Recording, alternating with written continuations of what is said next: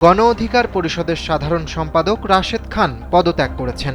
শনিবার দুপুরে বিষয়টি নিশ্চিত করেছেন গণ অধিকার পরিষদের গণমাধ্যম সমন্বয়ক আবু হানিফ। এদিকে গণ অধিকার পরিষদের সাধারণ সম্পাদক পদ থেকে পদত্যাগ প্রসঙ্গে দলের সভাপতি নুরুল হক নূরের কাছে দেওয়া চিঠিতে রাশেদ খান লেখেন, আমার সালাম ও শুভেচ্ছা গ্রহণ করুন। আপনার সাথে রাজপথের সহযোদ্ধা হিসেবে 2018 সালের কোটা সংস্কার আন্দোলন থেকে দীর্ঘ সময় আন্দোলন, সংগ্রাম ও রাজনীতি করেছি।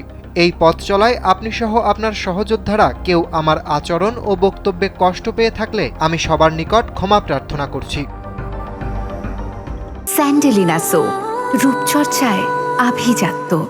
তিনি আরও লেখেন, দলের সাধারণ সম্পাদকের পদ থেকে পদত্যাগ করার বিষয়ে আপনার সম্মতি পাওয়ায় আমি আপনাকে ধন্যবাদ জানাচ্ছি।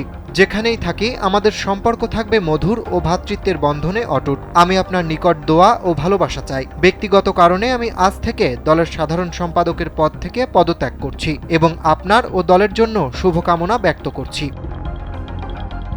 জানা গেছে, রাশেদ খান বিএনপিতে যোগ দিয়ে ধানের শীষ প্রতীকে নির্বাচন করবেন। নির্বাচনী কৌশল হিসেবেই এমন সিদ্ধান্ত নিয়েছেন তিনি।